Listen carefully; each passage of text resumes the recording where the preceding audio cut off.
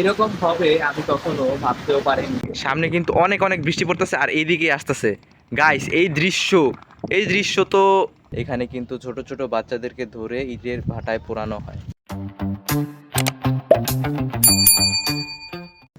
Hello guys, আসসালামু আলাইকুম। কেমন আছেন সবাই? আশা করি অনেক অনেক বেশি ভালো আছেন। আজকে আমিও অনেক বেশি খুশি, কারণ সকাল সকাল ঘুম থেকে উঠেই আমি আমার এই ছোট্ট টমটমটা নিয়ে চলে আসলাম নদীর ধারে।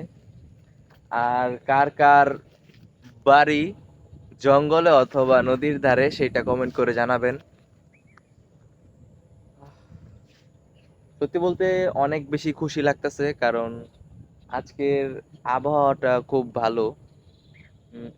এইরকম আবহাওয়াই আমার খুব পছন্দ। যেমন বৃষ্টি নাই কিন্তু আকাশটা মেঘলা মেঘলা, ঠান্ডা বাতাস, এইরকম আবহাওয়াই আমার সবসময় খুব বেশি পছন্দ। কারণ গরমের দিনে গরম তো লাগবে, এটা অবশ্যই গরম লাগবে,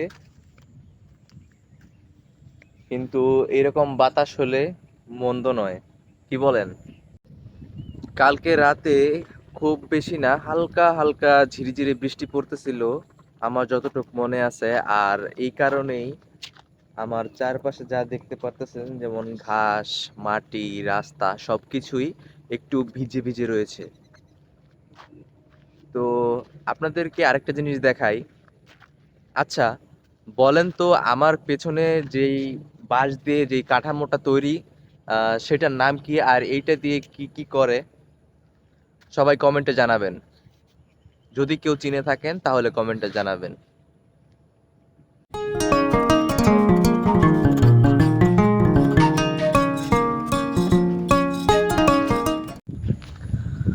আমার পিছনে দেখতে পারতেছেন একটা বাড়ি। বাড়ি বলতে এটা এখন বন্ধ আছে। আর এইটা আপনার নদীর ধারে, তো তাই সরকারি জায়গা যখন, খ্যাসের জায়গা যখন মাপ দেওয়া হয়েছে, আর তখনই এই বাড়িটা খ্যাসের জায়গার মধ্যে পড়েছে। আর তাই সম্ভবত এইখানে কেউ থাকে না। আর এখানে একটা পেয়ারা গাছ আছে। তো যেহেতু বাড়িটা সরকারি জায়গায় আর পেয়ারা গাছটাও সরকারি জায়গায়, তো গাছটা অবশ্যই সরকারি। আর সরকারি জিনিস তো খাওয়াই যায়, কি বলেন? না, যেরকম ভাবছিলাম সেরকম না, পেয়ারা আছে কিন্তু সেটা এখনো কচি, আর সেটা খাওয়ার উপযোগী এখনো হয় নাই।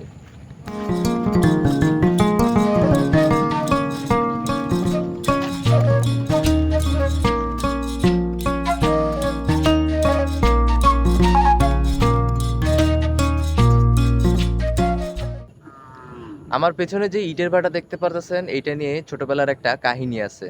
তো আসেন যাইতে যাইতে বলি।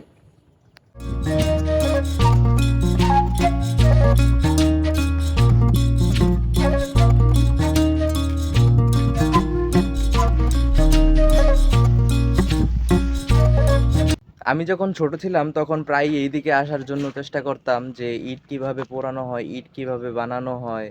তো আমার মা আমাকে সবসময় ভয় দেখাইতো যে এখানে নাকি ছোট ছোট বাচ্চাদের এই ইটের ভাটায় পোড়ানো হয়। আহ, এইটা কিন্তু একদমই ভুয়া কথা। জাস্ট আমার মা আমাকে ভয় দেখাইতো, কারণ আমি যদি ভুলক্রমে এইখানে উঠে যদি এই উনুনের ভিতরে পড়ে না যাই, তার জন্য মা আমাকে ভয় দেখিয়ে সাবধান করে দিত যে তুই এইদিকে কিন্তু যাস না, এখানে কিন্তু ছোট ছোট বাচ্চাদেরকে ধরে ইটের ভাটায় পোড়ানো হয়, যাতে যাতে করে ইটের উনুন না নিভে। আমার পিছনে খানিকটা দূরে ইটের ভাটা আছে মোট তিনটা। আর এই যে একটা ইটের ভাটা, এইখান থেকেই মাত্র আসলাম। বরাবরের মতোই বর্ষাকাল বা বৃষ্টি সিজনে এই ইটের ভাটার কাজ বন্ধ থাকে। আর শীতের সময় এই ইটের ভাটার কাজ শুরু হয়। আর আমার পিছনে বা আমার পাশে যেই মাঠটা দেখতে পাচ্ছেন, এইখানেই ইটের প্রথম আকৃতি দেওয়া হয়, আর তারপর ইটের ভাটায় নিয়ে যেয়ে পোড়ানো হয়।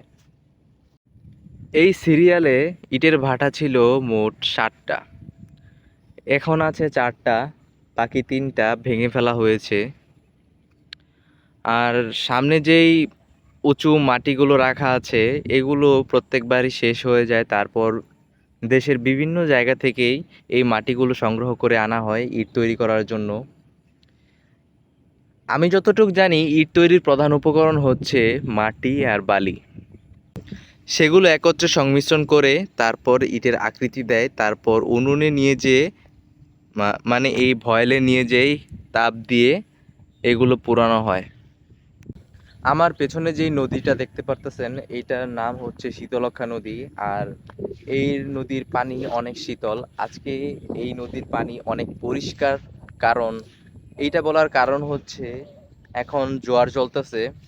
তো যখন ভাটা থাকে তখন এই নদীর পানি মানে একটু ঘোলাটে হয়।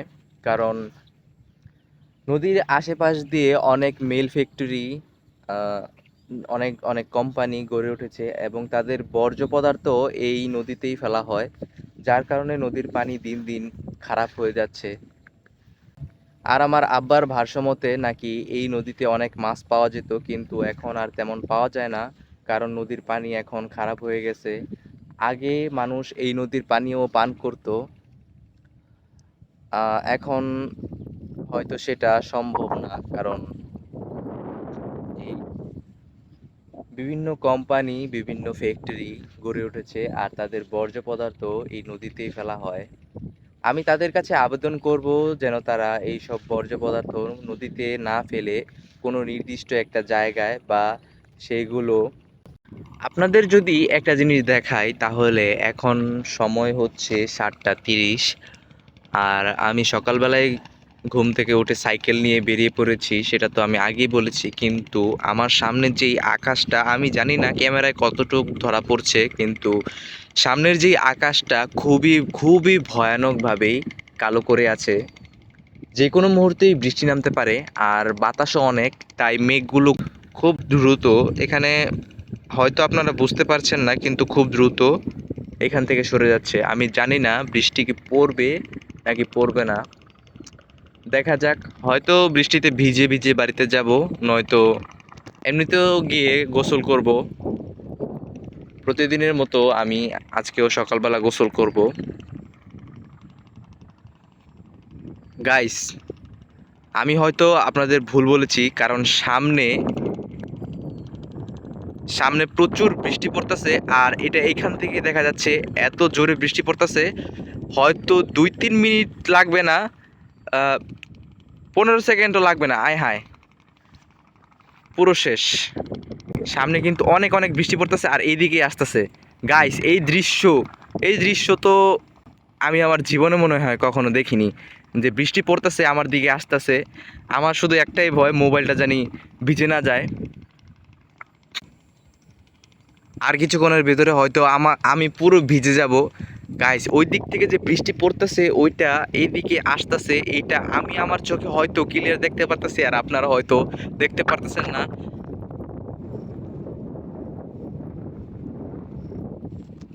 ওইটা কি?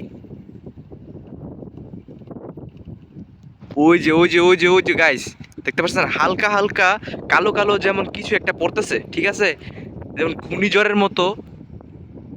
এই যে হালকা হালকা যে দেখা যাইতেছে, ওই যে গাইস, ওই দিক থেকে বৃষ্টি যে আসতেছে, অনেক আওয়াজ হইতেছে। আমি এখন ওইখানে আশ্রয় নেব। তো গাইস, বাকিটা পরে বলা হবে। এখন ভিজা লাভ নাই, কারণ এখানে অনেকক্ষণ বসে থাকতে হবে, ভিজে ভিজে ঠান্ডা লেগে যাবো। ওকে, বাই।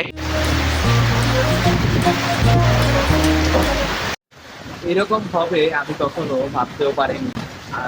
আর যে দৃশ্য আজকে আমি দেখলাম সেইটা হয়তো আমি কোটি টাকা ব্যয় করেও আমি এই দৃশ্যটা দেখতে পারতাম না। আপনারা হয়তো দেখেছেন যে বৃষ্টি এখন হালকা নামছে বা জোরে নামছে, তারপর আরো জোরে, কিন্তু আমি যে জিনিসটা দেখতে পাচ্ছি আজকে আজকে যে সামনে থেকে বৃষ্টি আমার দিকে আস্তে আস্তে ধেয়ে আসতেছে অনেক জোরে। তারপর আবহাওয়াটা কিভাবে ঘূর্ণিঝড়ের মতো ঘুরতেছে, বৃষ্টি নামতেছে, এই জিনিসটা দেখা আর এই অনুভূতিটা আমার কাছে যে কতটা দামি, কতটা এক্সপেন্সিভ, সেটা হয়তো আজকে সকালবেলা ঘুম থেকে না উঠে এখানে যদি না আসতাম তাহলে সেটা দেখতে পারতাম না।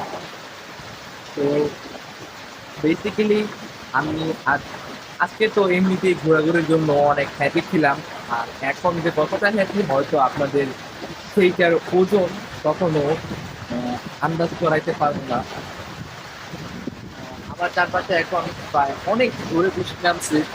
তো আমার ক্যামেরা বলতে আমি ফোন দিয়ে ভিডিও বানাই, তো ফোনের লেন্স তো এখন প্রচুর মাত্রায় পড়ে যাচ্ছে। আর আমি জানি না সঠিক যে আপনারা এখানে আমার কথা শুনতে পাচ্ছেন কিনা, কারণ বাইরে অনেক জোরে বৃষ্টি, অনেক বাতাস, হয়তো কিছু শোনা যাচ্ছে না, হয়তো আমার এই অনুভূতি ব্যক্ত করাটাই বৃথা হয়ে যাবে। তবে আমি আমার অনুভূতি প্রকাশ করে আপনাদের সাথে অনেক অনেক হ্যাপি ফিল করছি। দুঃখজনকভাবে আমি যখন বৃষ্টিতে আটকা পড়ে গেছিলাম ওইখানে আশ্রয় নিয়েছি, আর তখনই আমার অনুভূতিটা আমি আপনাদের সাথে ব্যক্ত করার চেষ্টা করেছি, কিন্তু বৃষ্টির আওয়াজ, তারপর টিনের চাল, অনেক জোরে হাওয়া, এইগুলোর কারণে আমার কথাগুলো কিছুই শোনা যায়নি। তবে আমি আবার বলার চেষ্টা করব। আমি যখন এই জিনিসটা দেখতে পাই তখন আমি সত্যি অনেক অনেক খুশি হয়ে গেছি। আর আমি আমার নিজের দুই চোখে হয়তো আমি ভাবছি যে আমার চোখে হয়তো ঘোলা ঘোলা দেখতে পারতেছি, কিন্তু এত সুন্দর দৃশ্য আমরা অনেকেই বিভিন্ন জায়গায় ট্যুর দিতে গিয়ে সাজেক, বান্দরবন এইগুলোতে গিয়ে এইগুলো দেখি। তবে আমার এলাকায় বসে যে এরকম সুন্দর একটা দৃশ্য দেখতে পারবো সেটা আমি কখনো কল্পনাও করি নাই। নদীর ব্যাপারে যেই কথাটা বলতে নিছিলাম ঠিক তখনই বৃষ্টিটা চলে আসলো, আর কথাটাও বলা হয়নি। তবে আমি আবারও বলতে চাই, নদী হচ্ছে আমাদের প্রাণ, আমাদের দেশের প্রাণ। একটি একটি দেশে যদি নদী না থাকে তাহলে সেই দেশ উন্নতি করতে পারে না। আর তাই আমাদের নদীর আশপাশ দিয়ে অনেক ফ্যাক্টরি চলে আসছে, বিভিন্ন ফ্যাক্টরি গড়ে উঠেছে। আহ, আপনাদের কাছে অনুরোধ যেন যে আপনারা নদীতে অন্তত বর্জ্য পদার্থগুলো ফেলবেন না, কারণ নদী যদি নষ্ট হয়ে যায়, ভরাট হয়ে যায়, তাহলে আপনাদেরই সবচেয়ে বেশি অসুবিধা হবে, আর তারপর আমাদের অসুবিধা হবে। এরকম সুন্দর নদী হয়তো 40-50 বছর পরে নাও থাকতে পারে, কিন্তু আমরা চেষ্টা করব এই নদীগুলোকে টিকিয়ে রাখার জন্য। এই নদীর বিরুদ্ধে না, যে এই নদীর পক্ষে আমরা। তো আশা করি সবাই ভালো থাকবেন, সুস্থ থাকবেন। ভিডিওটি ভালো লাগলে অবশ্যই লাইক করবেন, কমেন্টে জানাবেন যে কারা কারা আমার মতন এত সুন্দর দৃশ্য, মানে সাজেক বা বান্দরবন না যেয়ে কারা কারা আমার মতো মানে এলাকায় এইরকম, মানে আমি হয়তো বলে বোঝাতে পারতেছি না যে আমার অনুভূতিটা এখন কি। এরকম দৃশ্য যদি কেউ দেখে থাকেন তাহলে কমেন্টে অবশ্যই জানাবেন। এত সুন্দর দৃশ্য হঠাৎ করে। সবাই ভালো থাকবেন, সুস্থ থাকবেন। আল্লাহ হাফেজ।